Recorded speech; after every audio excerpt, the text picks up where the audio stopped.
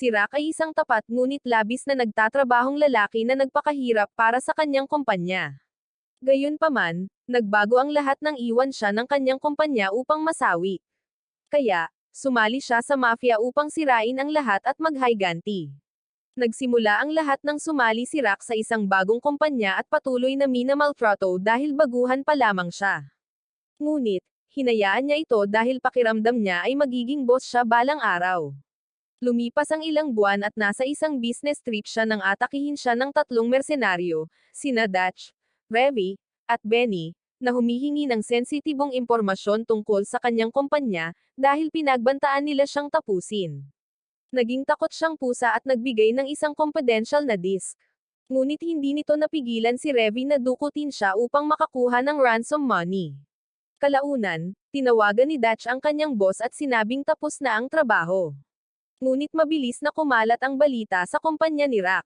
Kaya, kumuha ang mga nakatataas doon ng isang investigador, si Kagihama, upang siyasatin ang kaso.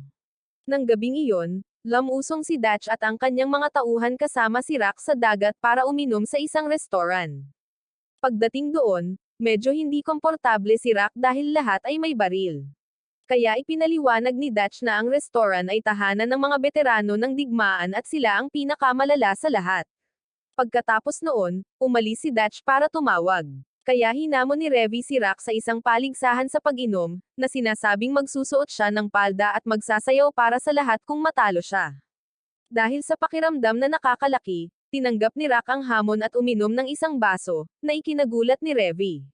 Samantala, si Dutch, sa isang tawag kasama ang kanyang kliyente, ay nakatanggap ng impormasyon na ang kumpanya ni Rock ay nagpadala ng isang death squad upang tapusin ang kanyang mga tauhan. Bigla na lang, pinalibutan ng mga sundalong kaaway ang restoran na parang araw ng paghuhukom at nagpaulan ng mga bala na ginagawang tinadtad na karne ang mga malas na lalaki. Nakaligtas si Rock sa pamamagitan ng pagtatago kasama si Revy sa likod ng bulletproof counter. At nagulat siya na si Revy ay casual na umiinom. Nang marinig ang mga putok, nagsimulang sumugod si Rock dahil isang minuto ang nakalipas ay namumuhay siya ng normal at ngayon ay masasawi siyang walang jowa. Sinabihan siya ni Revy na tumahimik at tamasahin ang sandali, ngunit pagkatapos ay tumalon mula sa counter na may dalang dalawang pistola at isa-isang pinaslang ang mga asasin. Pinanood ni Rock mula sa likuran at natigilan ng nakangiti ito na parang baliw. Ngunit bumalik siya sa realidad nang sabihin sa kanya ni Dutch na kailangan nilang maghiwalay ng landas dahil hindi na posible ang paggamit sa kanya bilang pantubos. Dahil sa takot, nagmakaawa si Rock na isama siya sa kanila. Kaya, naawa si Dutch sa kanya at nagbigay ng senyales na tumakas sa restoran. Habang tumatakas sila papunta sa dagat, ikinonekta ni Benny si Rock kay Kagihama sa telepono, ngunit nalaman ni Rock na walang planong iligtas siya dahil hindi maaaring ipagsapalaran ng kumpanya na mailabas ang impormasyon sa disk. Pagkatapos ay pinayuhan ni Kagihama si Rock na magkaroon ng marangal na kasawian sa dagat dahil papalapit na ang death squad sa kanyang posisyon. Pagkatapos ng tawag, nalungkot si Rock at hiniling na lumunin siya ng buo ng lupa, at naawa si Revy para sa kanya. Nang sandaling iyon, nakita ni Revy ang isang helicopter na pangmilitar na patungo sa kanyang barko, kaya kumuha siya ng mga baril at iniabot ang isa kay Rock upang paputukan ang helicopter. Nang magsimulang atakihin ng helicopter ang barko, yumuko si Rock at pagkatapos ay piniling bumaba ng barko, ngunit pinigilan siya ni Revy. Kaya't nadismaya siya at inihagis ang kanyang baril sa helicopter, nagtatanong kung bakit malupit sa kanya ang sansinukob. Sa kasamaang palad, ang baril na inihagis ni Rock ay lumubog diretso sa ilalim ng karagatan. Agad na kinuha ni Revy ang kanyang jacket, at minamaliit siya dahil tila mas mahalaga ang baril na iyon kaysa sa buong buhay ni Rock. Ngunit si Rock ay masyadong nabulag ng galit dahil sa katotohanang siya ay itinapon sa ilalim ng kumpanya ng kanyang mga kasama at kumawala mula sa hawak nito. Galit na galit pa rin, ibinuhos ni Rock ang galit sa pamamagitan ng pagsipa sa pinakamalapit na tangke, na naging dahilan upang ipaalam ni Revy sa kanya na mabilis siyang sumisipa ng torpedo. Pagkatapos, bumalik siya sa kubyerta upang tingnan kung ano ang nangyayari kina Dutch at Benny. Pagkatapos ay nalaman niya na ang helicopter na nagtatangkang gawing queso de bola sila ay nagpas siyang sumunod sa likuran at ngayon ay dahan-daang sumusunod sa kanila.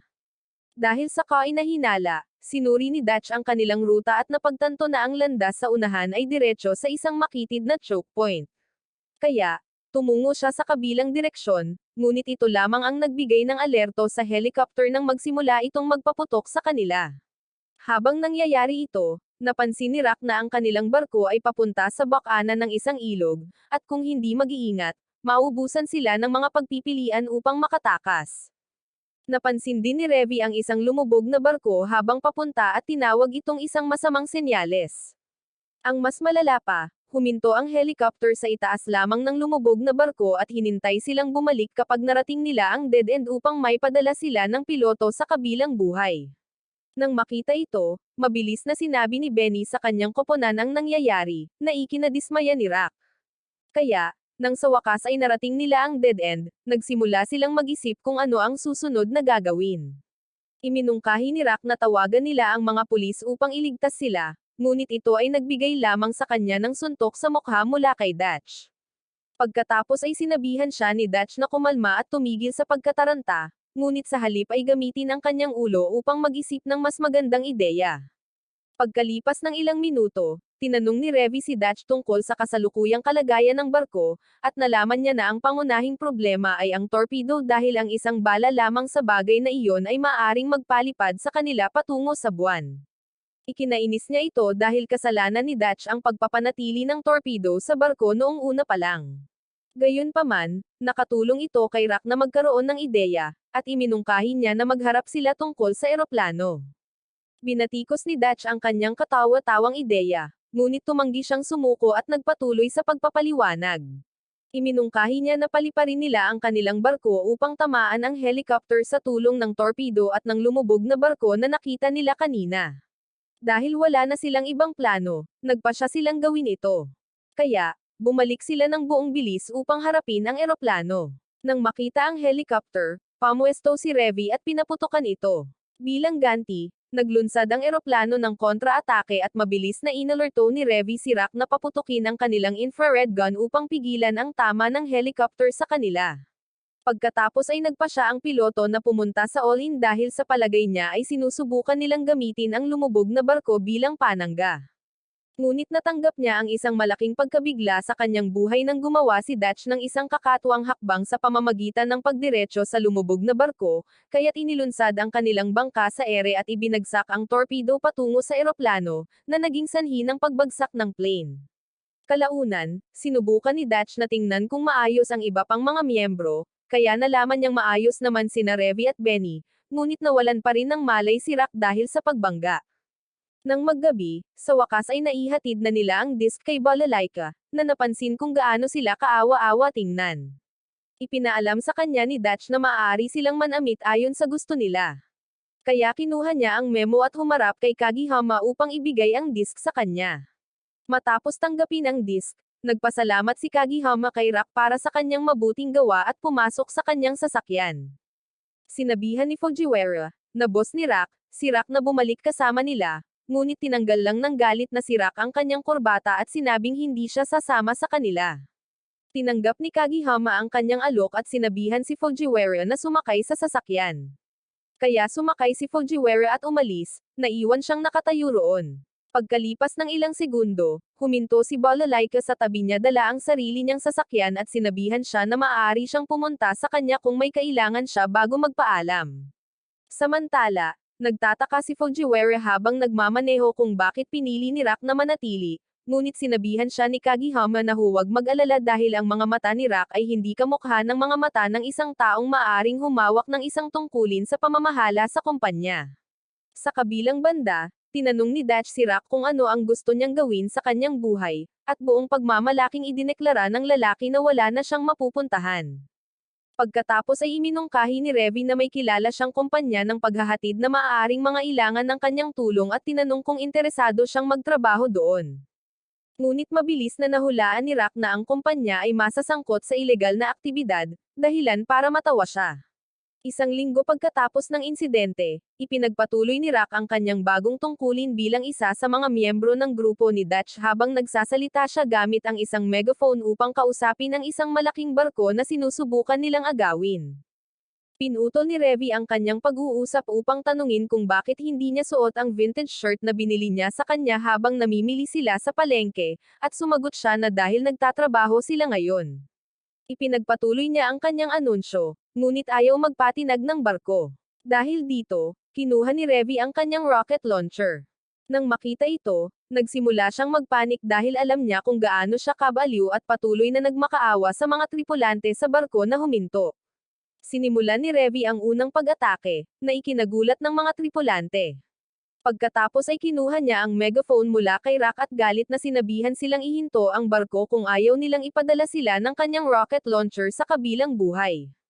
Di nagtagal, ipinaalam ni Dutch, na nasa ibaba ng kubyerta, kay Benny sa pamamagitan ng radyo upang sabihin sa kanilang kliyente na nakuha na nila ang pagmamay-ari ng barko, kaya dapat nila itong kunin, at sumunod siya.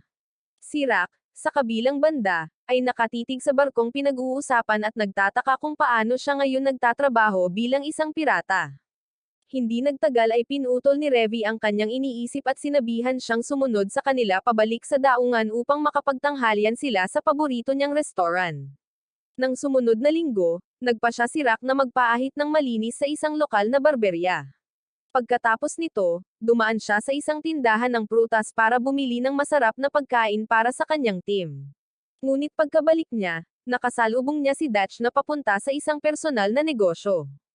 Kaya nang makapasok na siya sa kanilang apartment, tinanong niya si Revie tungkol sa kinaroroonan ni Dutch.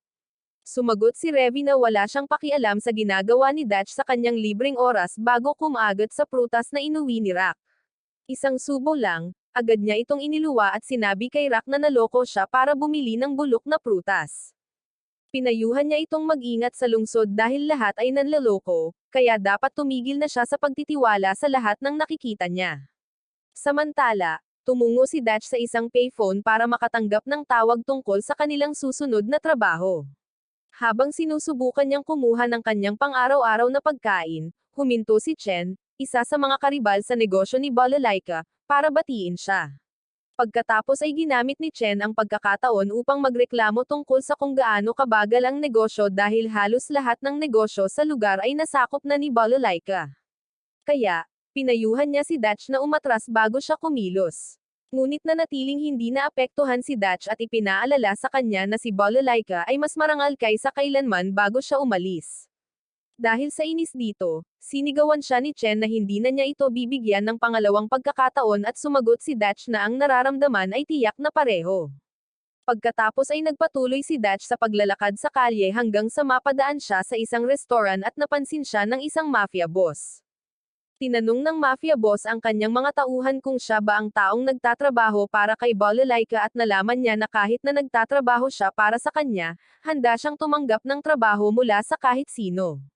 Di nagtagal, ginaising ni Revie si Rock mula sa kanyang pagkakatulog upang sabihin sa kanya na mayroon silang trabaho nang biglang pumasok si Benny sa apartment na may dalang pakete, at lumabas silang lahat ilang segundo pagkatapos linisin ni Rock ang kanyang antok gamit ang tubig. Habang nasa daan, ipinaalam ni Dutch sa kanila ang tawag na natanggap niya kanina. Lumalabas na makakatanggap sila ng isang pakete mula sa isang barkong militar sa isang isla at agad na nagpahayag ng pagkadismaya si Revie sa trabaho. Inaangkin niya na ang mga ganitong uri ng kaawa-awang trabaho ang dahilan kung bakit ayaw tumigil ni Rock sa pagsusuot ng kanyang mga white-collar suit. Ang pahayag na ito ay nagpadepensa kay Rock at nagsimula silang magtalo tungkol sa kanyang napiling fashion. Habang nagpapatuloy sila sa paglalakbay, ngunit hindi nila alam, ang buong trabaho ay isang pakana. Nagtanim si Chen bilang paghihiganti at sa sandaling umalis sila, tinawag niya ang kanyang mga tauhan upang ilabas sila. Sa kabilang banda, nakarating sila sa daungan at tumungo sa tubig upang kunin ang pekeng pakete. Habang sila ay gumagalaw, nagsimulang magbuklod sina Revie at Rock tungkol sa pagtatali ng lubad at tinanong ni Revie si Rock tungkol sa uri ng kanyang dating trabaho. Ipinaliwanag ni Rock na nagtrabaho siya sa procurement department ng kumpanya at ang pagyuko ng kanyang ulo sa kanyang mga nakatataas ay halos ang pinakatampok ng kanyang trabaho. Pagkatapos ay ipinagpatuloy niya ang pag-uusap tungkol sa lahat ng mga nakakabaliw na bagay na kinailangan niyang tiisin dahil sa kanyang nakatataas. Tinanong ni Revy kung bakit niya kinailangang tiisin ang lahat ng kalokohang iyon at sumagot siya na ayaw lang niyang mapunta sa mga lansangan, kaya bahagi ito ng kaligtasan. Ngunit tinuya lang siya ni Revy at tinawag siyang isang propesyonal na palabiro. Pagkatapos ay ibinato sa kanya ni Rock ang parehong tanong at ikinwento niya kung paano ang dati niyang ginagawa ay katulad ng ginagawa niya ngayon. Tila, dati siyang nagnanakaw, nag-aalis ng mga tao, at gumagawa ng lahat ng iba pang masasamang bagay na alam ng tao. Di nagtagal, ipinaalam ni Benny kay Dutch na may ilang mga bangka na mukhang pag-aari ng mga pulis na papalapit sa kanila. Pinabilis ni Dutch ang bilis ng bangka, kaya't nagulat sina Revy at Rock. Patuloy na nagbibigay si Benny ng mga update sa iba, tulad ng isang komentarista na nanunood ng isang laro sa paglangoy. Habang patuloy na lumalapit sa kanila ang mga bangka, ipinaalam ni Revy kay Dutch na naaamoy niya na hindi sila mga pulis ng dagat dahil mas naaamoy nila ang dugo at usok. Mabilis na naisip ni Rock na dapat ay mga pirata rin sila tulad nila. At tinanong niya si Dutch tungkol sa background ng kanilang kliyente, bagamat nasaktan sa kanyang obserbasyon, tiniyak ni Dutch kay Rock na sinasaliksik niya ang kliyente. Ngunit naputol lamang ito ni Luis, isa sa mga tauhan ni Chen na kakabukas lang ng kanilang radyo. Hindi pa rin alam ni Dutch ang kanilang mga intensyon, sinabihan sila na umuwi bago sila maligo dahil walang mahuhuli na biktima. Ngunit tumanggi si Luis at ipinaalam sa kanya na ang biktima ay nasa harap niya mismo. Dahil dito, napagtanto ni Dutch na malamang na ipinadala si Luis ni Chen para salakayin sila. Kaya nang simulan nila silang paputukan, naglunsad siya ng kontra-atake bilang ganti, kaya humantong sa pagsabog ng isa sa kanilang mga bangka. Nagalit si Luis at tumungo sa bangka ni Dutch ng buong lakas. Ngunit nakita ni Benny ang kanilang paggalaw at mabilis na ipinaalam kay Dutch.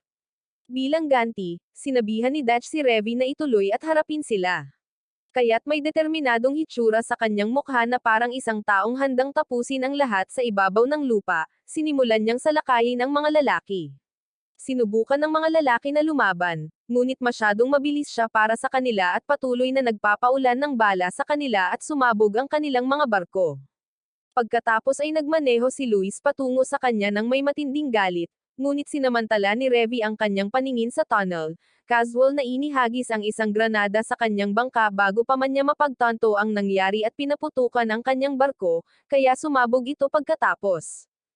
Tinitigan siya ni Rock, nabigla sa kanyang mabilis na pagpapakita, at nagtataka kung bakit ang magandang babae na ito ay naging isang mababang budget na Wonder Woman na walang awa at walang limitasyong bala.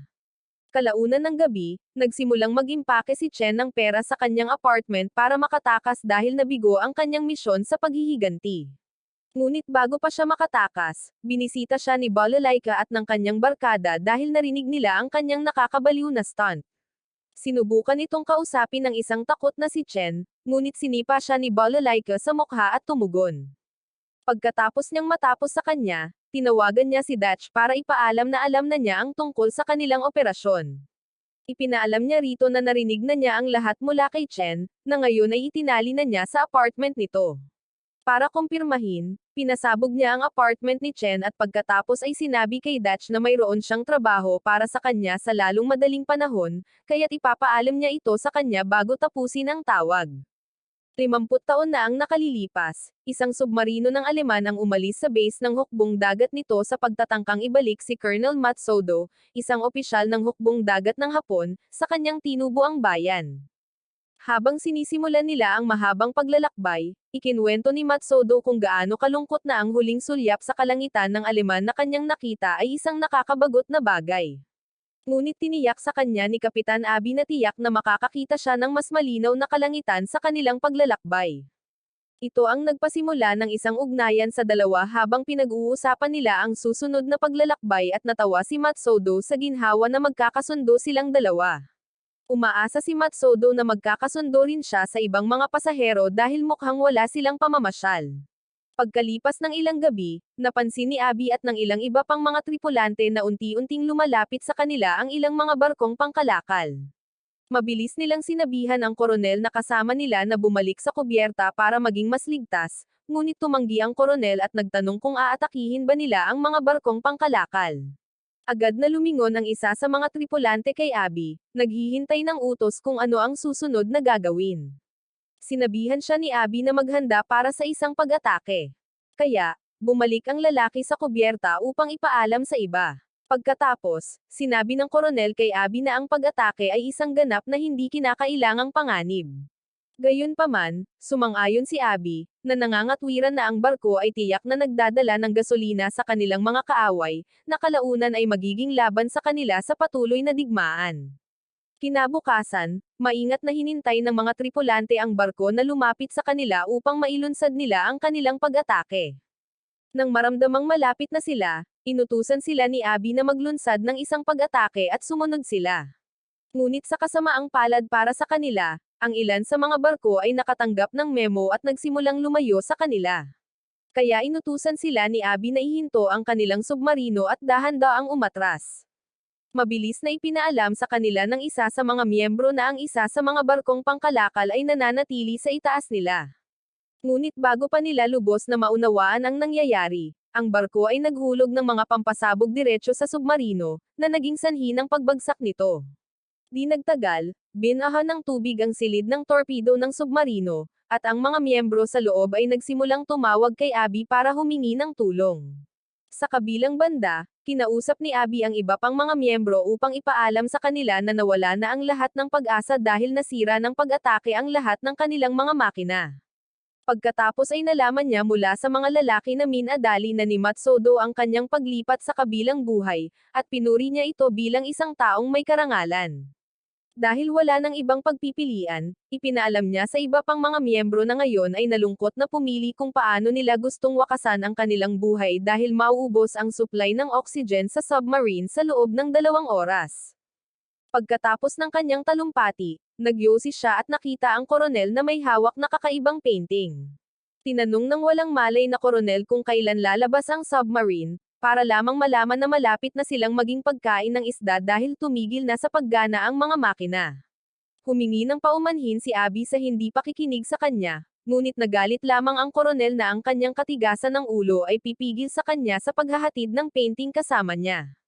Dahil dito, napagtanto ni Abby na ang koronel ay nasa kanyang sariling maliit na misyon na ihatid ang painting. Nalaman din niya na ang painting ang tanging painting simula nang maupo sa kapangyarihan ang kanilang diktador. At nagkataong mataas ang pagtingin ng koronel sa diktador. Nadismaya sa mga sinabi ng koronel, tinitigan niya ang larawan ng kanyang pamilya habang kinukumpirma niya na alam na ng koronel na matatalo sila sa patuloy na digmaan at nagsimula na siyang maghanda para sa susunod. Pagkatapos ay pinahiya niya ito dahil sa paggalang sa pagpipinta sa halip na sa kanyang pamilya sa kanilang mga huling minuto. Dahil dito, nakaramdam ng pagkainsulto ang koronel dahil naniniwala siyang dapat unahin ang kanyang bansa, ngunit patuloy na binato siya ni Abby ng mga banayad na suntok hanggang sa tuluyang nagalit ang koronel. Galit na itinutok ng koronel ang kanyang baril sa kanya dahil sa pagbuga ng kalokohan at pinaputukan siya.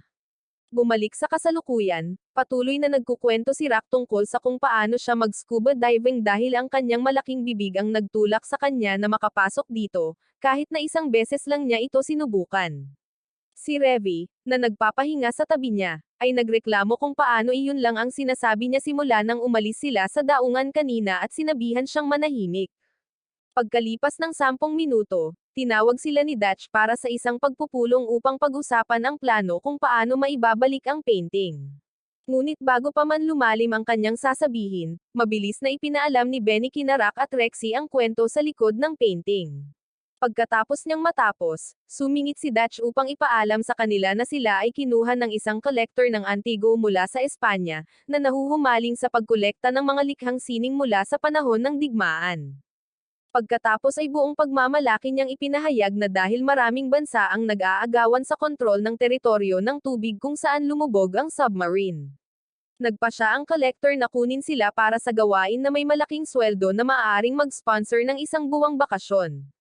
Pagkatapos ay ipinakita ni Benny kina Rock at Revy ang plano kung paano makakapasok sa barko at sumunod sila.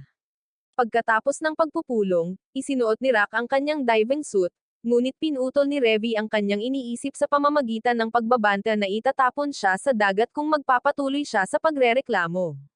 Sinubukan din niyang kumpirmahin kung handa na ang lahat ng kanyang kagamitan sa diving, ngunit nagtataka lang si Rock kung bakit siya kumikilos na parang magulang niya. Dahil dito, hinawakan siya nito sa balikat at sinabihan na kung masasawi siya, magdudulot lamang ito ng problema para sa kanya, kaya mas mabuting mag-ayos na siya. Sakto sa oras, pinutol sila ni Benny para ipaalam na hindi sila dapat maubusan ng kanilang mga baterya dahil iyon lang ang paraan para masubaybayan niya sila sa ilalim ng tubig. Pagkatapos ay binigyan niya si Revy ng isang underwater rifle bilang isang uri ng proteksyon kung sakaling may mangyari sa timog sa ilalim ng tubig. Pagkatapos, tumalon silang dalawa sa tubig upang simulan ang pagbawi ng painting habang sinusubaybayan sila ni na Benny at Dutch mula sa barko. Ngunit di nagtagal, napansin ni Benny ang isang barkong papalapit sa kanila at mabilis na ipinaalam kay Dutch. Nagulat, nagtaka si Dutch kung ano ang ginagawa ng barko dahil partikular niyang kinumpirma na hindi sila dumaan sa regular na ruta sa dagat. Kaya, para maging ligtas, mabilis niyang sinabihan si Benny na maglagay ng bandila ng Thailand Navy bilang paraan ng pagbabalat kayo. Pagkatapos, sinubukan nilang makipag-ugnayan sa barko at tinanong ni Dutch sa pamamagitan ng radyo ang kanilang misyon, ngunit sinalubong lamang ito ng katahimikan sa radyo. Ikinagalit ito ni Dutch at bumalik siya sa kubyerta upang bantayan silang mabuti. Lingid sa kanilang kaalaman, ang barko ay pagmamay-ari ng mga sundalong Aleman na napagkamalin si Dutch at ang kanyang grupo bilang mga bandido na nagtatangkang markahan ang teritoryo ng tubig.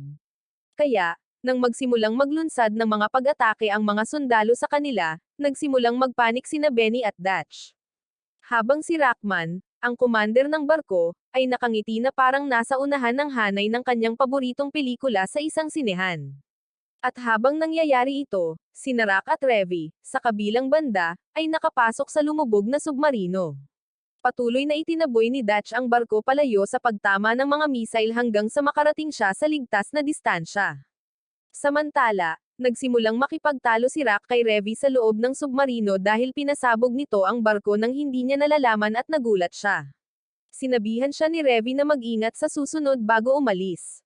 Habang si Rock ay patuloy na nagrereklamo na ang pagbibigay sa kanya ng mga paunang abiso sa susunod ay hindi makakasama, para lamang sa maling pagkuha niya ng bungo, at halos mapasigaw siya sa kanyang kaluluwa. Ang kanyang sigaw ay nagpaalala kay Revy, na nagpaalala sa kanya na sila ay kasalukuyang nasa isang sementeryo na nakalimutan na ng mga taong naninirahan sa ibabaw. Pagkatapos ay nagpatuloy sila sa paglalakad hanggang sa makita ni Rock ang isang libro na pagmamay-ari ng isa sa mga sawi. Ito ang nagpahinto sa kanya at nagtaka kung ano ang tumatakbo sa kanilang isipan bago sila huling huminga. Ngunit pinayuhan siya ni Revy na tumigil sa pagiging emosyonal dahil ang mga lalaki ay halos hindi nila kilala at ang kanyang mga iniisip ay walang malulutas. Sumunod siya at nagpatuloy sila sa paglalakad hanggang sa matagpuan nila ang isang bahagi ng submarino kung saan ang mga baril at kalansay ay nasa lahat ng dako. Naisip ni Revy na malamang ay nagkaroon sila ng putukan bago sila nasawi. Tila, ang putok ng baril ng koronel ay nakaakit sa iba pang mga miyembro sa submarino na pumunta upang tingnan kung ano ang nangyayari, at ito ang nagpasimula sa koronel ng isang pamamaril hanggang sa tuluyan siyang makuha ng isa sa mga miyembro at pinaslang siya. Patuloy na hinanap ni Revy ang painting at biglang natagpuan ito ni Rock sa ilalim ng katawan ng sawi na koronel at hinugot ito palabas. Ito ay nagpasabik kay Revy at sinabihan niya itong itago ito habang mabilis siyang nagtungo sa isang maliit na side quest. Naguguluhan, tinanong ni Rock kung ano ang ginagawa niya dahil natagpuan na nila ang painting at nalaman niya na sinusubukan ng babae na magmadali para sa anumang maibibenta niya pagbalik nila. Samantala, nakinig ang mga sundalong Aleman sa isang mensahe mula sa kanilang commander. Pinuri sila ni Rockman para sa kanilang mabuting gawain at ipinaalam sa kanila na babawiin nila ang nawala sa kanila dahil sa digmaan. Pagkatapos ay hinirang niya si Falir, isa sa mga sundalo, upang pamunuan ang pangkat na mamamahala sa pagbawi ng item. Naging emosyonal ang dalawa dahil dito at nagsimula silang umiyak na parang mga sanggol na nawalan ng supply ng gatas. Nangako si Falir na tutuparin ang tungkulin kahit na nangangahulugan ito ng pagtaya sa buhay at nagsimulang kumanta ang lahat ng sundalo ng kanilang awit na parang nakasalalay dito ang kanilang buhay. Mabilis na inalerto ni na Benny at Dutch ang kanilang malakas na awit na nagpaalam sa kanila sa kanilang barko na nagpamulat sa kanila ng kanilang pagkakakilanlan. Ngunit mas maraming bagay ang dapat alalahanin ni Dutch habang tinatanong niya kung nakatanggap ba ng senyales sina Benny mula kina Rock at Revy. Sumagot si Benny na nasa submarino pa rin sila at napansin niya agad na ibinababa ng mga sundalo ang isang pot sa tubig. Mabilis siyang lumingon kay Dutch upang tanungin kung ano ang susunod na gagawin dahil mukhang pupunta rin sila sa submarine. Ngunit sumagot si Dutch na kailangan na lang nilang maghintay ngayon, kahit na labis siyang kinakabahan. Ngunit kailangan lang nila itong gawin para makaatake sila kapag hindi nila inaasahan. Sa loob ng tubig, bumalik si Revy kay Rock dala ang kanyang samsam.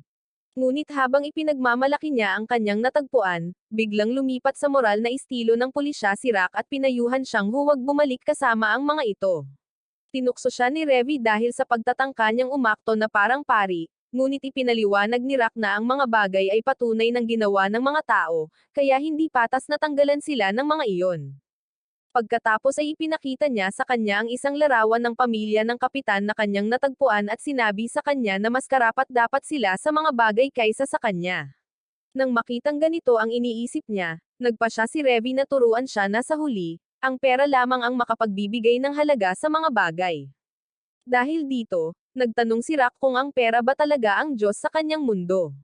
At ginamit ni Revy ang pagkakataong iyon upang pag-usapan kung paano siya naniniwala sa Diyos noong nasa kalye pa siya. Lumalabas na tumigil siya sa paniniwala nang pahirapan siya ng mga pulis isang araw dahil sa isang bagay na hindi niya ginawa. Ang pagpapahirap ay napakatindi kaya napagtanto niya na ang tanging bagay na mapagkakatiwalaan niya upang magbigay sa kanya ng kapangyarihan ay pera at baril. Humingi ng paumanhin si Rock sa pagiging walang pakialam, ngunit binaliwala ito ni Revy dahil hindi niya gustong magmukhang kaawa-awa. Sa halip, binalaan siya nito na sa susunod na susubukan niyang kausapin siya tungkol sa kung ano ang nararapat, ito na ang huling pagkakataon na magiging miyembro siya ng kanilang koponan dahil ayaw niyang minamaliit siya, lalo na ng sarili niyang mga tauhan. Naintindihan ni Rock ng malinaw ang mensahe, ngunit naputol sila ng mga sundalong nagtatangkang buksan ang submarine. Nalilito, tinanong ni Rock si Revy kung ano ang nangyayari. Inis pa rin, sinabihan siya ni Revy na maghanap ng ligtas na lugar at lumayo sa linya ng putok habang hinaharap niya ang sinumang papasok. Gayunpaman, tumanggi si Rock at nanatili sa kanya. Kaya nang makapasok ang mga sundalo sa submarine, sinimulan niyang bilangin ang kanilang mga yapak upang malaman ang bilang ng mga taong kanilang nakakaharap. Itinuwid siya ni Revy sa pamamagitan ng pagsasabi sa kanya na magtuon sa pakikinig sa mga baril sa kanilang mga belt at pagkatapos ay bumaling sa pagpapaputok ng mga bala sa mga walang kamalay-malay na sundalo. Isang putok ng baril ang sumiklab sa pagitan nilang dalawa at sa proseso, nagkamaling naiwala ni Rock ang painting sa kanila. Mabilis na iniwan ng isa sa mga sundalo ang submarine dala ang painting nang maghagis si Revy ng granada sa pag-asang matatamaan siya nito. Ngunit isinakripisyo na lamang ng walang pusong sundalo ang iba pa niyang kasama sa submarine at sinabihan ang mga nasa pod na bumalik sa ibabaw habang sinusundan sila ni Rock at Revy pagkaraan ng ilang sandali. Sa pagbabalik, ipinaalam ng walang pusong sundalo kay Rockman sa pamamagitan ng radyo na natagpuan niya ang painting, ngunit may ilang mga ops na sumusunod sa kanila. Habang nangyayari ito, sinusubaybayan din ni Dutch at Benny ang kanilang galaw at nag-aalala para sa kanila dahil parang isang misyon ng pagpapakasawi ito. Nagsimulang magpaputok ang mga sundalo sa tubig na may pag-asang tatamaan nito sina Rock at Revy. At nang wala na silang mapansing anumang galaw, nagsimula silang magsaya, iniisip na nanalo na sila. Lingid sa kanilang kaalaman, bumalik sina Rock at Revy sa kanilang barko upang ibigay ang pinakabagong balita sa iba. Pagkatapos ay nalaman nila ang pagkakakilanlan ng mga sundalo, at iminungkahi ni Revy na turuan sila ng leksyon at kunin ang painting. Agad na sumang-ayon si Dutch dahil hindi rin niya sila gusto. Sa loob ng barkong Aleman ng gabing iyon, tiningnan ni Rockman ang painting at nagsimulang humanga sa kung gaano ito kaganda. Si Falir, na kasama niya, ay nagtataka kung bakit karamihan sa mga mapagkukunan ay ginamit upang makuha ang painting, at nalaman niya na ang painting ay magsisilbing batayan para sa pagsisimula ng isang hindi mapigil ang kilusang sosyalista. Sa kabilang banda, pinag-usapan din ni Dutch at Rock ang painting. Nagtataka si Dutch kung bakit kinailangang dumating ang mga sundalo na may dalang maraming armas at kagamitan para lang makuha ang isang painting. Itinuro rin ni Rock na inupahan sila ng malaking halaga ng pera para makuha ang painting, at dahil dito ay umaasa si Dutch na malulutas ang misteryo sa likod ng painting kapag inatake nila ang barko. Pagkatapos ay sinabihan niya si Rock na puntahan si Revy at siguraduhing kakain ito ng hapunan. Kaya, pinuntahan ni Rock si Revy para bigyan ng hapunan, ngunit tumanggi siyang batiin siya. Pagkatapos ay sinubukan ni Rock na humingi ng tawad kung tungkol ito sa nangyari sa submarine, ngunit sinabi niya sa kanya na walang dahilan para banggitin pa ito dahil naayos na nila ito. Kalaunan, naghanda sina Dutch at Revy na tumungo sa barkong Aleman. Ipinaalam ni Dutch kay Revy na abalahin ang atensyon ng mga sundalo gamit ang kanyang baril habang hinahanap niya ang painting, at pumayag siya dahil nasa mood na siyang makipaglaban. Habang nagpapatuloy sila, itinulak ni Revy si Rock palayo sa kanyang daan at sinabi sa kanya na aalis na siya. Ngunit nang sa wakas ay lumabas siya kasama si Dutch at tinanong niya kung ano ang nangyayari sa kanya at kay Rock, nagsinungaling siya na walang nangyayari. Samantala, patuloy na ipinagdiwang ng mga sundalo ang kanilang tagumpay gamit ang mga bote ng serbesa at mga awit ng tagumpay. Isa sa mga lasing na sundalo ang naglakad papunta sa banyo upang mag-CR, ngunit huminto lamang sa daan nang makakita siya ng kakaibang kawit. Mabilis niyang natanto na maaaring mga nanghihimasok ito, ngunit bago pa niya maalerto ang iba, pinigilan siya ni Revy gamit ang baril sa kanyang ulo at tinamaan siya. Ang tunog ng putok ng baril ay nagpaalerto sa iba pang mga sundalo habang nagsisimula silang magtaka kung saan nanggaling ang tunog. Inisip ng isa sa kanila na malamang na ilan sa mga lasing na sundalo ang nagsasaya. Kaya, inutusan niya ang isa pa na pigilan sila, ngunit ilang segundo lamang ang lumipas, pumunta siya upang suriin ito, ngunit nasawi lamang siya dahil hindi sila kinaawaan ni Revy. Pagkatapos ay tumakbo ang isa pang sundalo upang ipaalam kay Rockman ang pinakabagong pangyayari, na lubos na nagulat kay Rockman. Patuloy na pinapaulanan ni Revy ng bala ang sinumang sundalong makakasalubong niya, na parang sinusubukan niyang mag-level up sa isang game quest, habang pinipigilan ni Dutch ang ilang squad leader na maabot ang kanilang mga nasasakupan sa ibang bahagi ng barko. Pagkatapos niyang matapos sila, ipinahayag niya ang kanyang pagkadismaya sa kung gaano sila kaina bago tumungo sa opisina ng commander.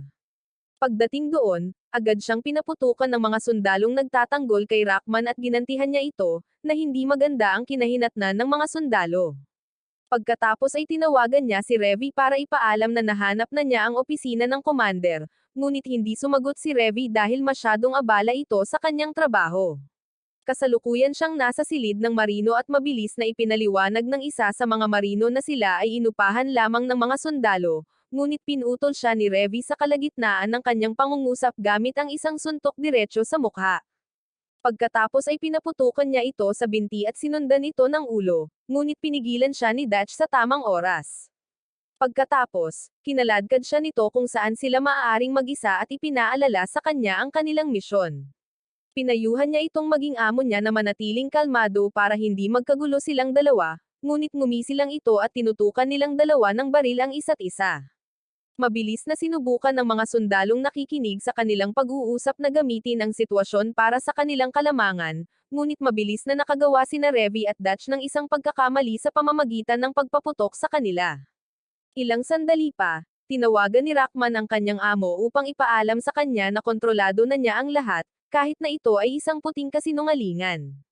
Gayunpaman, nahuli ng kanyang amo ang kanyang mga kasinungalingan at sinabi sa kanya na ang kailangan lang niya mula sa kanya ay ang painting. Sa kabilang banda, hinanap ni Dutch at Revy ang painting pagkatapos makitungo sa mga sundalo, at ginamit ni Dutch ang pagkakataon upang tanungin kung kumalma na si Revy.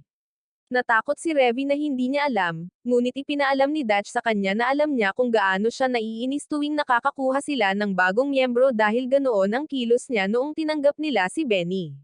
Binago ni Revy ang usapan, kaya pumunta si Dutch upang tingnan ang isang silid, na nangangakong ipagpapatuloy nila ang pag-uusap mamaya. Tumanggo si Revy bilang tugon, ngunit napansin niya ang isang sundalong lumabas mula sa ibang silid. Nagsimulang magyabang ang sundalo tungkol sa kanyang sarili, ngunit nainis si Revy sa kanyang pagsasalita at tuluyan siyang pinatahimik gamit ang isang putok.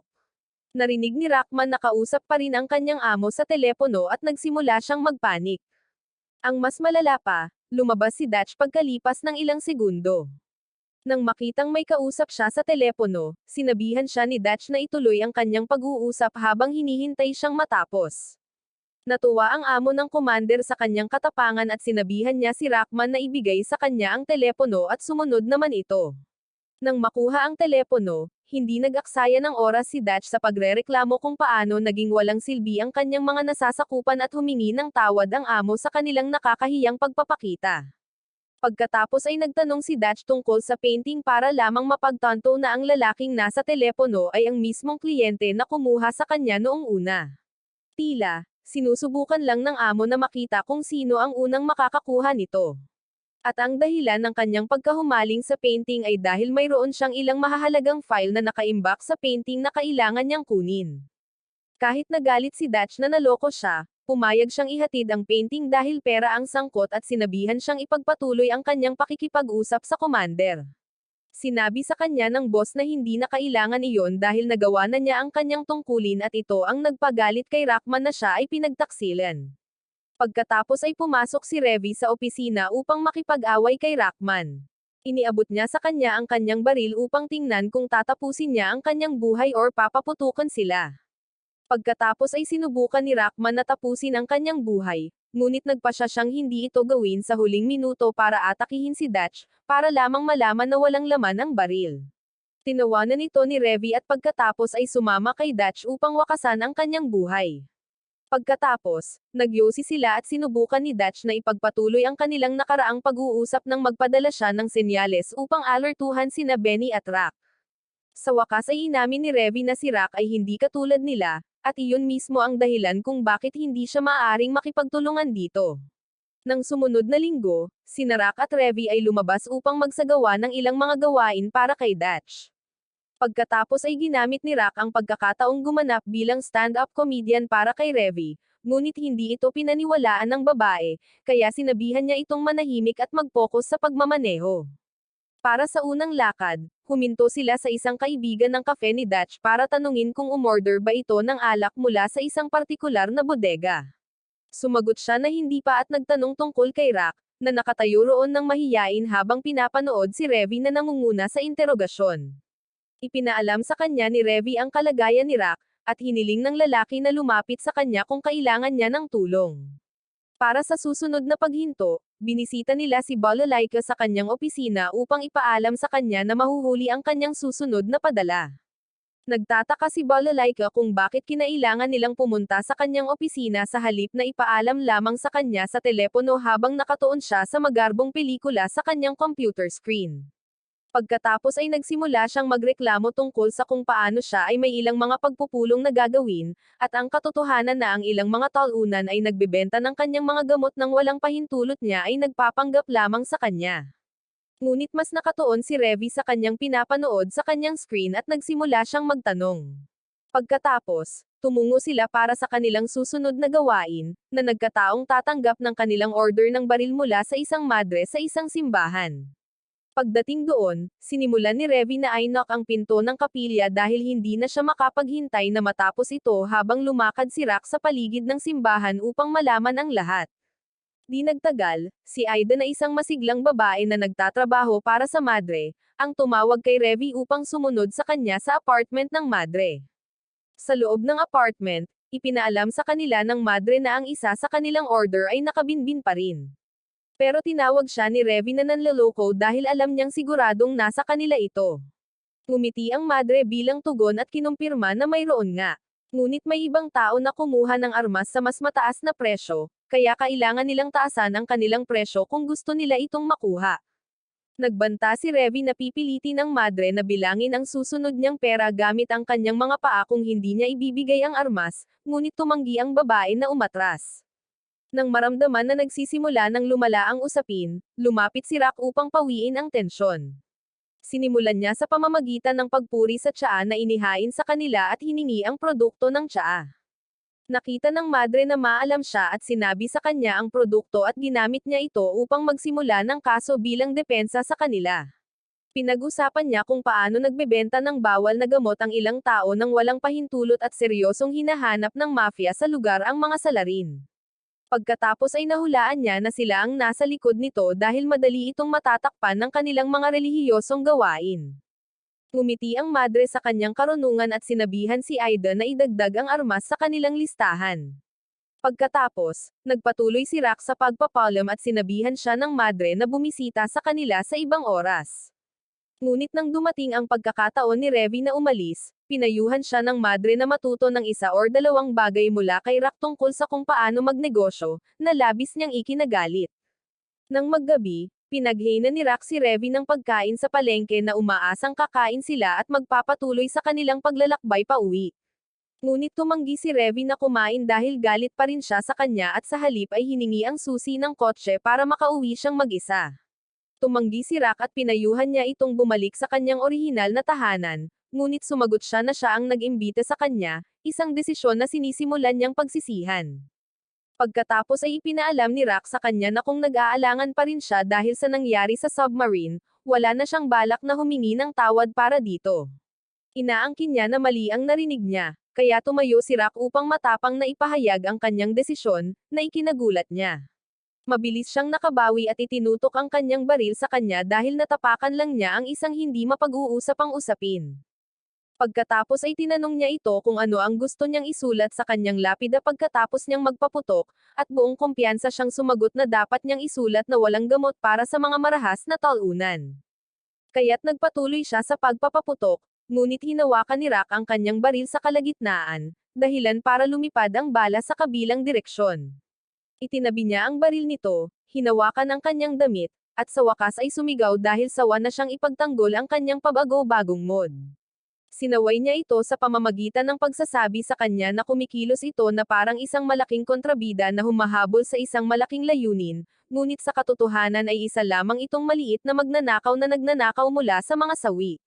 Nagalit ito sa kanya, kaya't pinakawalan niya ang kanyang sarili mula sa kanyang hawak at galit na gumanti, na sinasabing wala siyang karapatang pag-usapan siya ng ganoon, lalo na't wala siyang ideya sa kanyang pinagdaanan. Bilang depensa, sinabi niya na walang paraan para malaman niya ang tungkol sa kanya, tulad ng wala siyang alam tungkol sa kanya, ngunit palaging nagpapadalos-dalos sa mga konklusyon para maramdaman na isa siyang trahedya. Patuloy silang nagtatalo kung sino ang tama hanggang sa sinuntok siya nito ng malakas sa mukha dahil sa galit. Dahil dito, pakiramdam niya ay sobra na ang nagawa niya.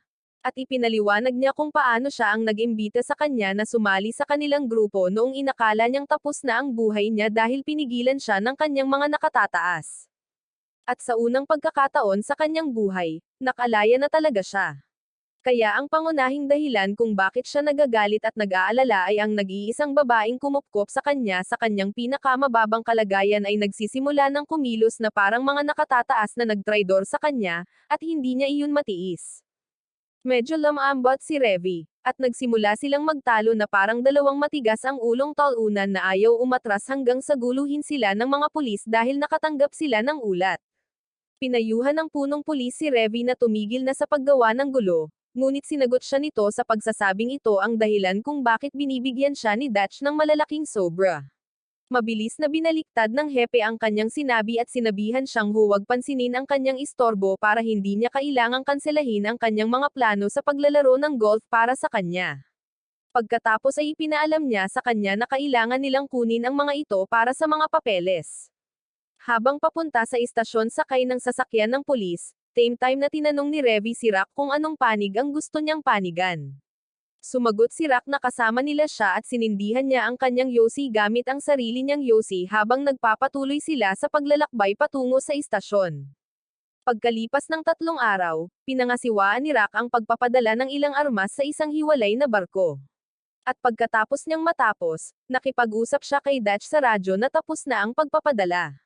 Kinumpirma ni Dutch kung natanggap na niya ang pakete, kailangan din nilang ibalik ang mga ito. Kahit na nag-aalinlangan si Rock noong una, sumagot siya na natanggap na niya ito. Kaya, sinabihan siya ni Dutch na bumalik sa kanilang barko para makaalis na sila. Sakto sa oras, lumapit si Revy kay Dutch para tingnan kung ano ang ginagawa ni Rock. Nang makita niyang nagpapakapakinabang ito, sinabi niya kay Dutch na ayaw pa rin ito kay Rock, ngunit ang propesyonal nitong hitsura ay perpekto para sa kanilang trabaho. Pagkatapos ay tinanong niya si Dutch kung nag-aalala ba si Rock tungkol sa paketeng ibabalik niya. At nang makumpirma niya na nag-aalala nga siya, napagpasyahan niyang wala siyang magawa kung nag-aalala siya tungkol sa murang trabaho. Ngunit nang makita si Rock kasama ang bata ilang segundo ang lumipas, nagulat siya nang makitang ang bata pala ang pakete. Mabilis siyang nakabawi at dinala ito sa cabin sa utos ni Dutch, ngunit natigilan ito sa paghawak niya. Dahil dito, kinaladkad niya ito papunta sa cabin dahil wala siyang kinagigiliwan habang pinagmamasdan ni Rock ang kawawang bata ng may takot. Habang sinisimulan nila ang kanilang paglalakbay, nilinaw ni Dutch kay Rock na isa lamang silang kumpanya ng pagpapadala na ang responsibilidad ay mahigpit na magpapadala ng mga pakete sa kanilang itinalagang destinasyon. Alam ni Rock na sinasabi niya ito dahil ayaw niyang mapalapit ito sa bata. Kaya, tiniyak niya sa kanya na naiintindihan niya kung saan siya nanggagaling. Samantala, inihagis ng binata ang kanyang pagkain sa mukha ni Revy, na siyang dahilan kung bakit siya minamaliit nito. Narinig ito ni Rock at nagsimulang maawa sa bata. Kaya nang sabihin sa kanya ni Dutch na makipagpalitan ng pwesto kay Revy para bantayan ang bata, agad siyang pumayag. Hinayla ni Rock ang galit na si Revy palabas ng cabin ngunit pinagsisihan niya ito di nagtagal dahil inihagis din sa kanya ng bata ang kanyang pagkain, ngunit hindi tulad ni Revy, sinubukan siyang pakalmeyan ni Rock, ngunit tumanggi ang bata at tinawag siyang talunan. Naunawaan ni Rock ang kanyang pananaw, at dahil dito ay nakita ng bata na tila normal na tao siya kumpara sa ibang mga lalaki. Pagkatapos ay nagsalita siya kay Rock at tinanong kung ibebenta ba siya. Ngunit iniwasan ni Rock ang tanong dahil alam na niyang hindi maganda ang sagot at tinanong kung nag-aalala ang bata tungkol sa kanyang sitwasyon, para lamang malaman na tiwala ang bata na darating ang kanyang ama para iligtas siya. Nagulat si Rock at tinanong siya tungkol sa kanyang pamilya dahil inakala niyang ulila ito. Nalaman niya na ang pangalan ng binata ay Garcia at miyembro siya ng isa sa mga pinakadakilang pamilya sa Timog Amerika. Noong una, inakala ni Rock na nagsisinungaling siya, ngunit naniwala siya ng patuloy na pag-usapan ng binata kung paano sinimulang guluhin ng isang mafia gang ang kanyang ama dahil sa pagbibigay ng kanyang lupain dahil sa natagpuan nilang mga yamang mineral dito, na kalaunan ay humantong sa kanyang pagdukot. Samantala, nagsimulang mag-alala si Dutch na masyadong natatagalan si Rock kay Garcia, at ikinwento ni Revy kung paano malamang nakikinig siya sa kwento ni Garcia tungkol sa buhay at malapit na siyang dumating para sabihin sa kanila na palayain siya. Sakto sa oras, bumalik si Rock, at kinumpirma niya ang kanyang pahayag dahil sinasabi ng mukha nito ang lahat ng kailangan niyang malaman. Sinabi sa kanila ni Rock ang lahat ng sinabi ni Garcia at iminungkahing maghintay muna sila ng kaunti bago nila ibigay si Garcia sa mafia. Ngunit sinalungat siya ni Revy sa pamamagitan ng pagsasabi sa kanya na itigil ang pagkaawa sa pakete at tumuon na lamang sa kita na makukuha nila mula sa gawa. Itinuro ni Rock na ang kliyente na nagbigay sa kanila ng trabaho ay hindi binanggit na si Garcia ay bahagi ng naturang pamilya. Kaya ito ay isang bagay na dapat nilang ikabahala. Dahil dito, nakita ni Dutch ang katuturan sa sinasabi ni Rock habang nagtataka siya kung bakit hindi na lang humingi ng ransom ang mafia at tinapos ito sa halip na subukang ibenta si Garcia. Ipinahiwatig ni Revy na malamang na nasugatan ang ego ng mafia sa buong sitwasyon, ngunit nagpa siya si Dutch na siyasatin ito ng mas malalim at tinawagan si Balalaika upang tulungan siyang magsaliksik tungkol sa pamilya ni Garcia at sa mafia. Pagkatapos ng tawag, tinanong ni Dutch si Rock kung ang ama ni Garcia ay kasing husay ng sinasabi ni Garcia. Sumagot si Rock na hindi siya sigurado dahil ang kaya lang ng kanyang pamilya ay isang katulong, at dahil dito ay sarkastiko na ipinahiwatig ni Revy na maaaring dumating ang katulong upang iligtas si Garcia. Lingid sa kanilang kaalaman, ang katulong ni Garcia ay dumating na sa bayan kung saan dapat ipagbili si Garcia. At nagsimula siyang magtanong-tanong, naghahanap ng sinumang mula sa Timog Amerika na katulad niya. Nalaman niya na ang tanging lugar na makakakuha siya ng tamang impormasyon ay sa isang bar na puno ng mga gangster, at kusang loob niyang nagpa siya na sumugal. Samantala, si Dutch at ang iba pang miyembro ng gang ay kararating lamang sa bayan, at dinala nila si Garcia sa lugar kung saan nila dapat siyang ihatid. Habang nasa daan, sinimulang pagtawanan ni Revy kung paano puno ng mga katulong ang buhay ni Garcia na nagsisilbi sa kanyang pang-araw-araw na pangangailangan. Agad siyang itinuwid ni Garcia sa pagsasabing iisa lang ang katulong ng kanyang pamilya na nagngangalang Roberta, na sigurado siyang mas malakas kaysa kay Revy. Ikinagulat ng mga lalaki ang pahayag na ito, ngunit humagalpak ng tawa si Revy dahil hindi siya makapaniwala sa kanyang narinig. Tinanong ni Roxy Garcia kung bakit niya iniisip iyon, at ipinaalam sa kanya ni Garcia kung paano siya palaging naglalaro ng arm wrestle kay Roberta dahil palagi itong natatalo sa bawat pagkakataon. Ngunit isang araw, bumisita ang mafia gang sa kanilang bahay habang naglalaro sila. At nang maramdaman niyang paparating sila, nanigas siya. Pagkatapos ay sinubukan niyang talunin siya gamit ang kanyang karaniwang lakas, ngunit ang braso nito ay kasing tigas ng bakal, at napagtanto niya na lagi siyang natatalo sa kanya ng may layunin. Gayunpaman, ang Roberta na pinag-uusapan ay kasalukuyang nasa bar na dapat sana ay pupuntahan niya. Nang pumasok ang pinuno ng mafia at ang kanyang grupo upang tanungin kung bakit siya nagtatanong sa bayan, dahil may naririnig siyang mga tsismis tungkol sa isang katulong na naglalakad sa bayan, bilang kapalit ay naghihintay na siyang makipagkita sa kanila upang bisitahin siya. Kaya, sinamantala niya ang pagkakataon at ipinakita sa kanila ang kanyang payong, na nagsisilbi ring sandata niya upang atakihin sila, sakto para makapasok si Garcia at ang iba pa sa bar at makita siya. Bago pa man makarating sina Garcia at ang iba pa sa bar, nakakita si Garcia ng mga sexing babae sa mga kalye na naghihintay ng mga lalaking sisunduan sila para magsaya, at ikinwento niya kay Rock kung gaano kaiba ang bayan sa lugar kung saan siya lumaki. Humingi ng paumanhin si Rock na kailangan niyang makita iyon dahil bata pa lamang siya, at kinumpirma niya kung naniniwala si Garcia na talagang pupuntahan siya ni Roberta. Pinatotohanan siya ni Garcia at medyo nainggit si Rock dahil malaki ang tiwala niya sa kanyang pamilya dahil walang dapat ipagwalang bahala ang sitwasyon ng kanyang pamilya. Pagkatapos ay tinanong niya si Revy kung ililigtas ba siya nito kung sakaling madukot siya. Pero ipinaalam ni Revy sa kanya na hindi niya ito mapapatawad sa pagiging talunan para madukot sa simula pa lang. Nang marinig ang tugon nito, humarap siya kay Garcia para sabihin na iyon ang uri ng mga kaibigan na nakakasama niya. Kaya, tapos na siya. Maya-maya, nakarating sila sa bar at nakita ang mafia gang na tumatawa sa isang bagay na malamang sinabi ni Roberta.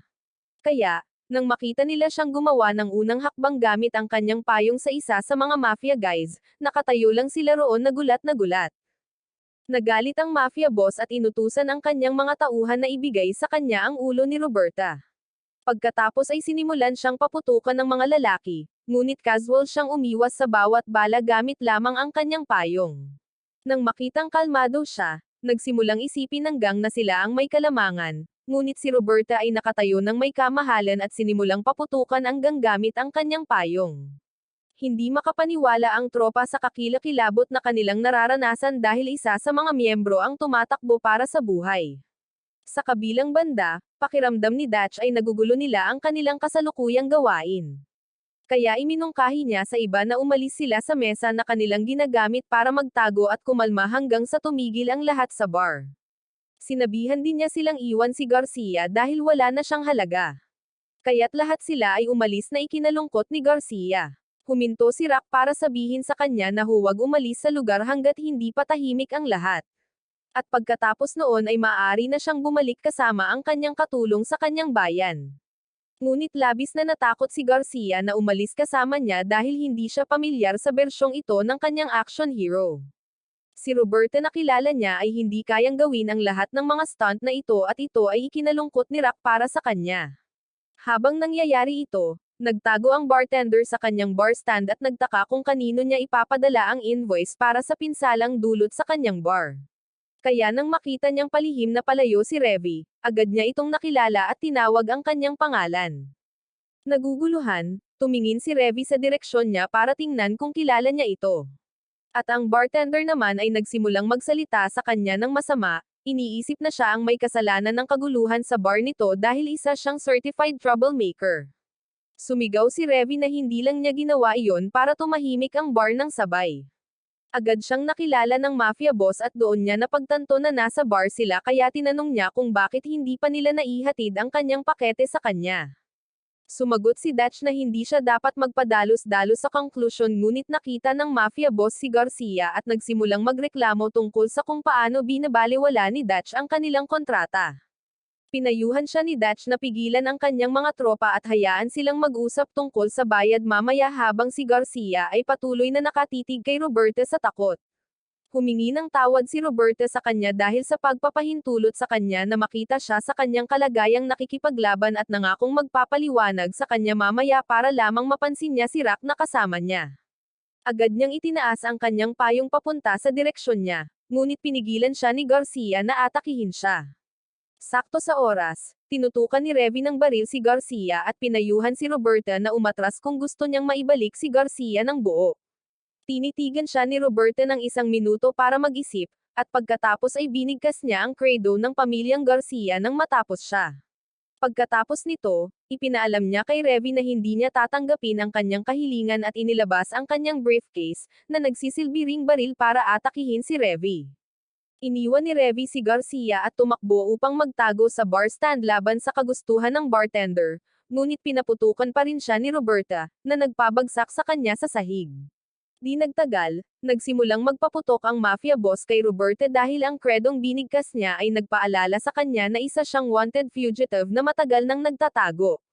Ibinalik din ni Roberta ang putok, na nagpakomento kay Dutch, na nanunood sa kanilang aksyon mula sa malayo, kung paano ang kasalukuyang laban ay nagpapamukhang isang picnic kahit ang pinakamalalaking labanan. Pagkatapos ay tiningnan ni Benny kung ayos lang si Revy, at nalaman niyang nagtamo ito ng bahagyang concussion dahil sa impact. Sa kabilang banda, patuloy na pinagmamasdan ni Garcia si Roberta nang hindi makapaniwala at nagmakaawa na tumigil siya, na naging dahilan upang si Rock, na kasama niya, ay tumitig sa kanya ng may awa. Ang kanyang nakaawang tingin ay agad na naputol ng pagtawag sa kanya ni Dutch na sumunod sa kanila upang makatakas. At habang sama-sama siya sa kanila, pinigilan siya ni Garcia at nagmakaawa na isama siya. Nang marinig ito, huminto si Roberta upang tingnan si Garcia, na patuloy na nagmamakaawa kay Rock na isama siya. Pagkatapos ay pinanood niya itong umalis kasama si Rock, at sa unang pagkakataon, siya ay lubos na nayanig. Sinubukan ng mafia boss na gamitin ang kanyang pang-abala para sa kanyang kalamangan. Kaya, itinutok niya ang kanyang baril sa kanya at sinimulang basahin ang lahat ng masasamang krimen na nagawa niya mula nang umalis siya sa hukbo ilang taon na ang nakalilipas. At dahil ang mga kartel ay naglagay ng pabuya sa kanyang ulo, hindi alintana ng mafia boss na dalhin siya sa kanila para sa ilang malaking pera. Gayunpaman, tuluyan nang nawalan ng gana si Roberta na magpatuloy dahil ang taong sinusubukan niyang protektahan ay medyo napupuot na sa kanya ngayon. Kaya, nagpaalam siya sa kanila sa pamamagitan ng pagbagsak ng mga granada mula sa kanyang damit, kaya't sumabog ang buong lugar sa loob ng ilang segundo. Di nagtagal, lumabas si Roberta sa nasusunog na gusali, nagnakaw ng kotse, at hinabol si Dutch at ang iba pa na tumatakas na. Nang makita siya, agad nilang sinubukang gisingin si Revy dahil siya lang ang makakaharap sa halimaw na ito. Habang ginagawa ito, sinubukan ni Roberta na sugurin ang kanilang sasakyan, at humantong ito sa isang matinding habulan na tumagal ng ilang oras. Sa wakas ay naabutan sila ni Roberta sa pamamagitan ng pagtalon sa kanilang sasakyan habang umaandar, na ikinagulat ni Garcia. Agad, sinabihan ni Dutch sina Rock at Garcia na bumaba upang ma-take niya ito. Ngunit ang hindi mapigil ang si Roberta ay tumalon lamang sa ibabaw ng sasakyan at nagsimulang magpaulan ng mga bala sa sasakyan. Kahit na ganoon, patuloy na pinatakbo ni Benny ang sasakyan hanggang sa bumangga ito sa isang dead end. Dahil dito, natauhan si Revy at ang unang tanong niya ay kung napaslang na ba nila si Roberta. Sakto lang, biglang nagpakita si Roberta sa harap nila at mabilis na lumabas si Revy ng sasakyan. Pinigilan siya ni Rock dahil kakabalik lang niya ng malay, ngunit ang kanyang kabutihang loob ay nagbigay lamang sa kanya ng babala mula kay Revy, na nagsabi sa kanya na huwag makialam sa kanyang mga ginagawa. Pagkatapos ay lumapit siya kay Roberta, handang makipagtalo, at ang dalawa ay nagtitigan ng 1 minuto, matiyagang naghihintay sa unang taong magsisimula ng pag-atake. Sa kabila niya, sinabi sa kanya ni Roberta na dinukot niya si Garcia dahil natatakot siyang harapin ito. Nagalit ito sa kanya, kaya nagpaputok siya at agad na gumanti si Roberta. Nagsimula ang isang laban sa pagitan ng dalawang babae hanggang sa tamaan ng bala si Revy. Habang nagtatago siya, iniisip niya kung anong klaseng babae si Roberta para matamaan siya ng bala. Pagkatapos, lumabas siya sa kanyang pinagtataguan upang simulan ang ikalawang round ng kanilang laban. Habang nangyayari ito, pinahinto sila nina Benny at Dutch. Ngunit nang bigla silang makakita ng mga kislap na lumilipad mula sa putok, Nagpasya silang huwag itong gawin upang maiwasan ang pag-aagawan. Patuloy na nagpaputok ang dalawang babae sa isa't isa ng may determinasyon hanggang sa magbanggaan sila at parehong tumama sa lupa ng malakas.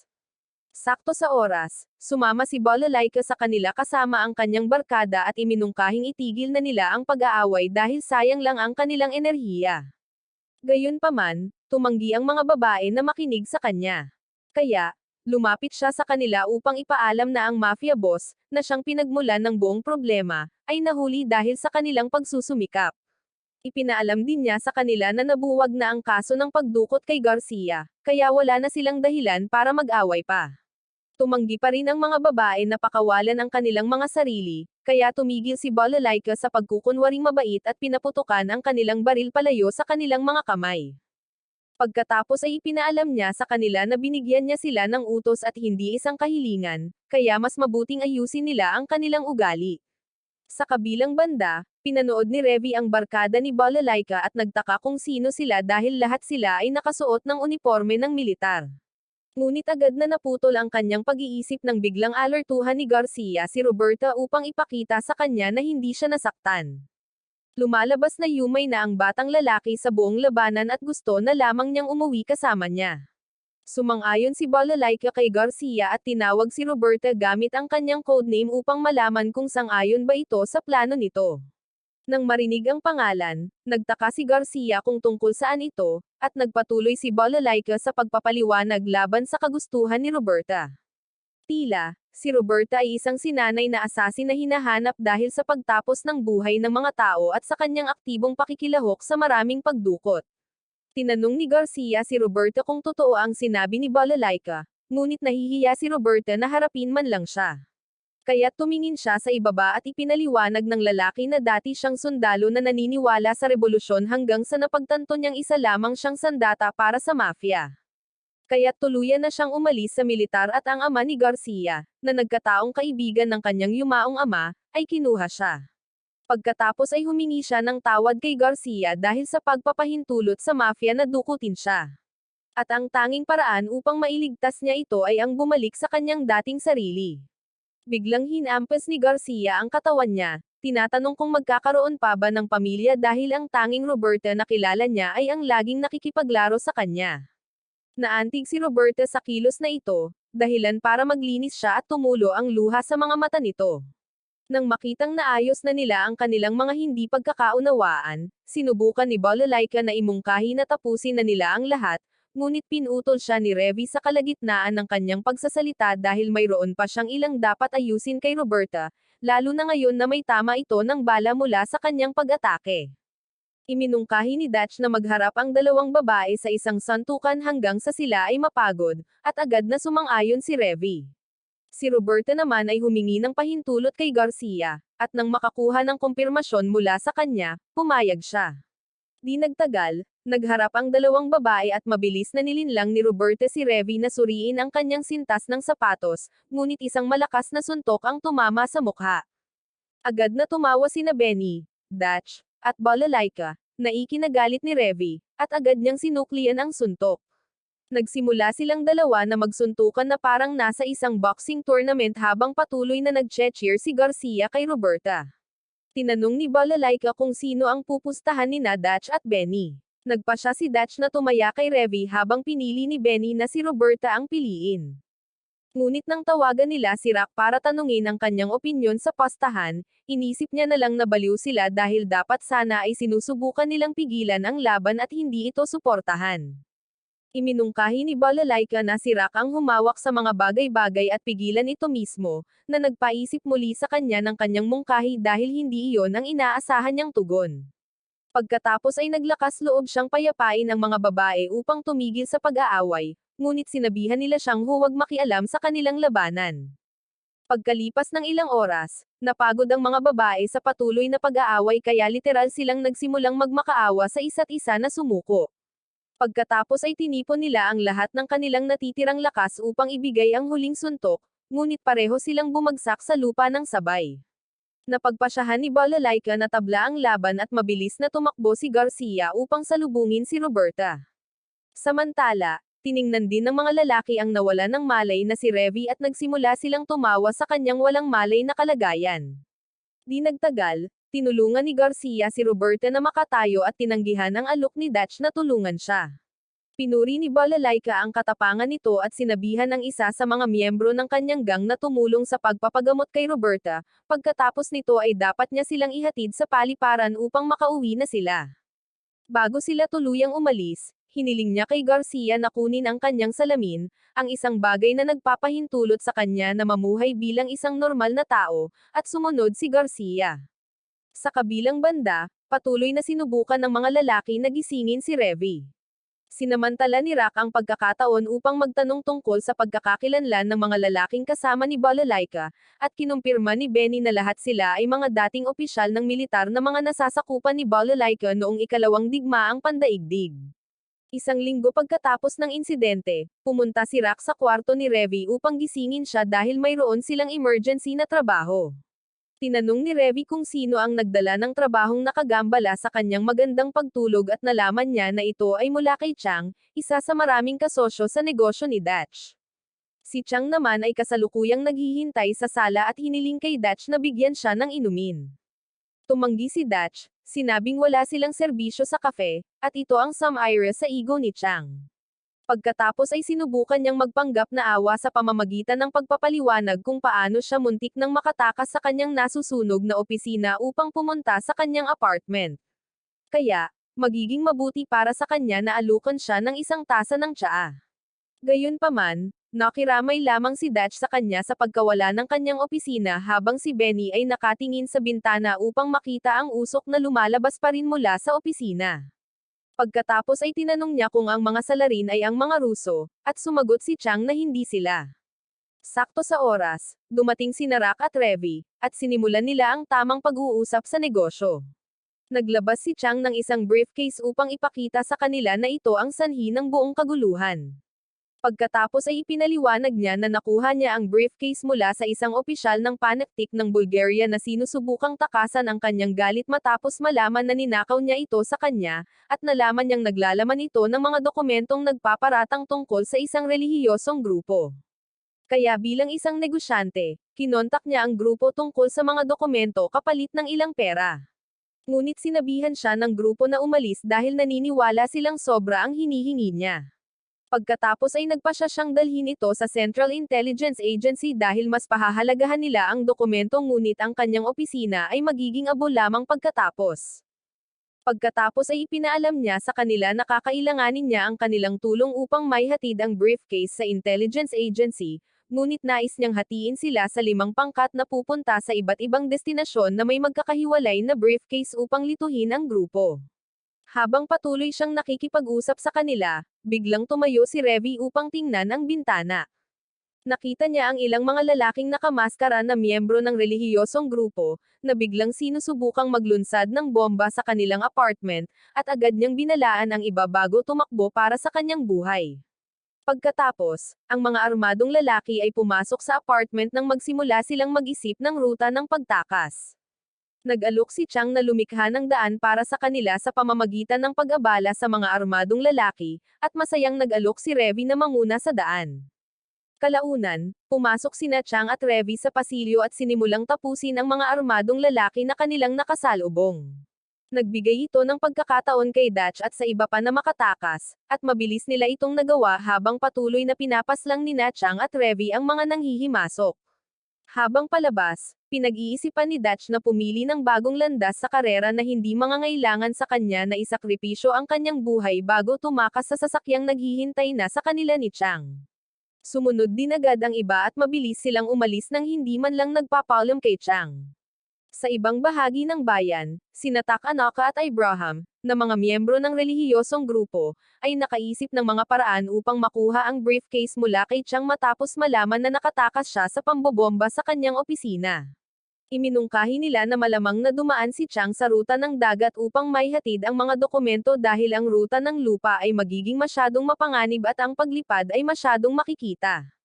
Kaya, nagsimula ng magtrabaho si Abraham at nagsimulang maghanap ng mga mutual na alam niyang pamilyar sa ruta ng dagat habang si Tak-Anaka ay paalis na. Nang magdamag, sinimulan ni Narak at ng iba pa ang mahabang paglalakbay upang ihatid ang mga dokumento at sinisira ni Revy ang anumang barkong makita niyang lumalapit sa kanila para maging ligtas.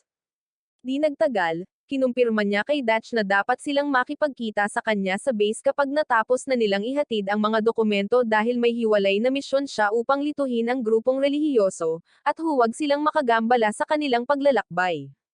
Lingid sa kanilang kaalaman, may mga tao na ni Tak-Anaka na nagmamasid na sa kanilang mga kilos.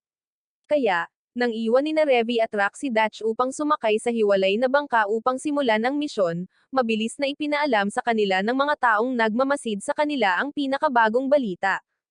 Kinabukasan, dumating sina Revy at Rock sa isang isla na may pag-asang maabala ang grupong relihiyoso gamit ang isang walang laman na briefcase.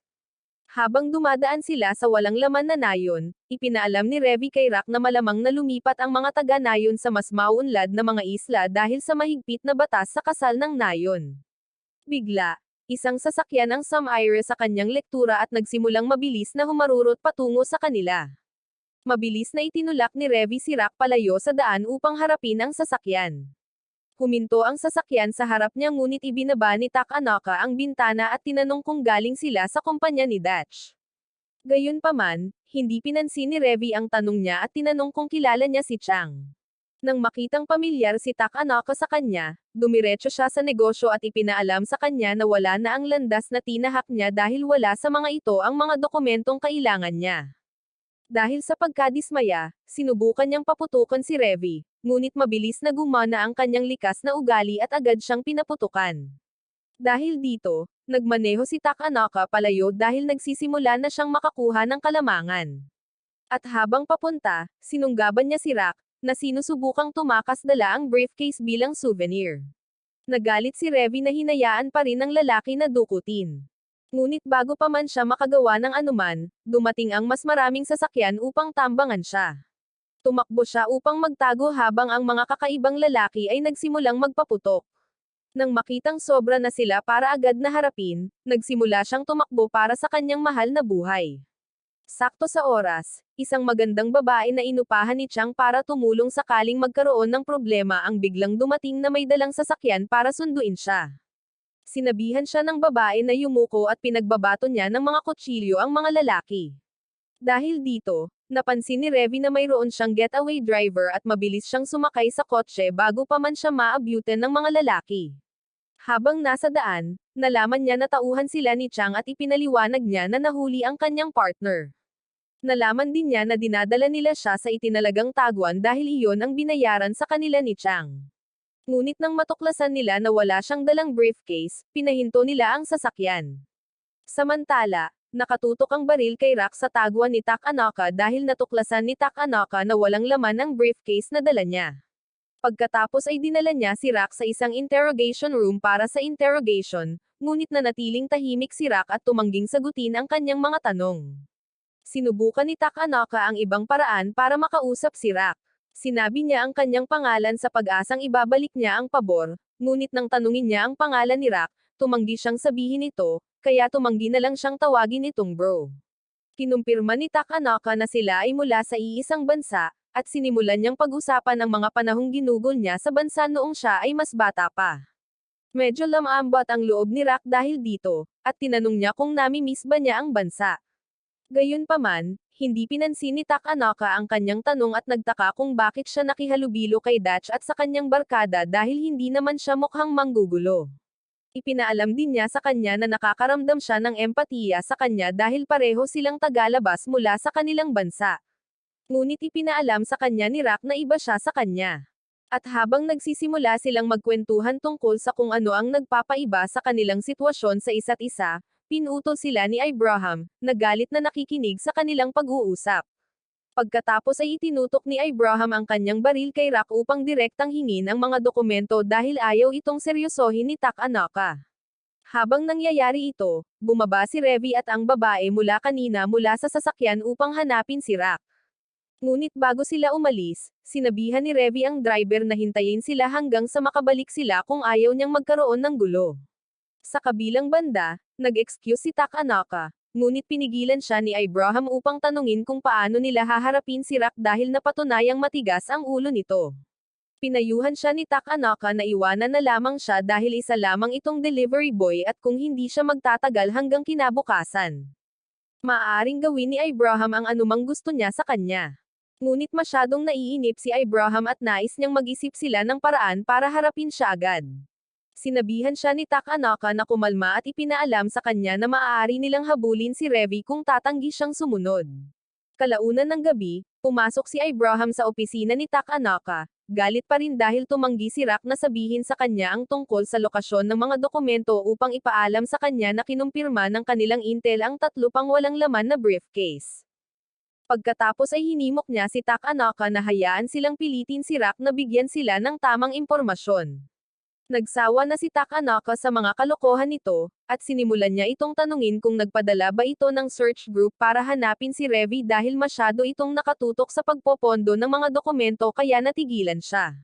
Samantala, sa wakas ay natagpuan na ni Revi at ng babae ang pinagtataguan ni Takanaka at sinimulan nila silang atakihin at nakita nila. Narinig ni Rock ang tunog ng mga putok ng baril mula sa kanyang selda at mabilis na naisip na si Revi ang gustong iligtas siya. Kaya, lumapit siya sa pinto ngunit isang walang buhay na lalaki ang sumire sa pinto at bumagsak sa kanya. Pagkatapos ay pumasok si Revi para ipaalam sa kanya na oras na para tumakas. Sakto sa oras, dumating si Takanaka at 2 pang armadong lalaki para subukang pigilan sila. Ngunit pinaputukan sila ni Revi, kaya binigyan sila ng pagkakataong makatakas. Habang paalis sila, napansin ni Rock na hindi tinamaan ng bala ni Revi si Takanaka, ngunit tumanggi siyang magpaputok at nagpatuloy sa pagtakbo, na nagpangiti sa kanya kay Takanaka. Sumugod sila sa kotse, at sinenyasan ni Revi ang driver na magsimulang umalis.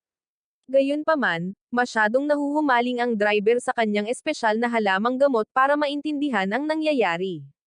Kaya, sinipa siya ni Revi sa likod para bigyan siya ng kaunting katinoan dahil ang kanilang buhay ay literal na nasa panganib sa ngayon.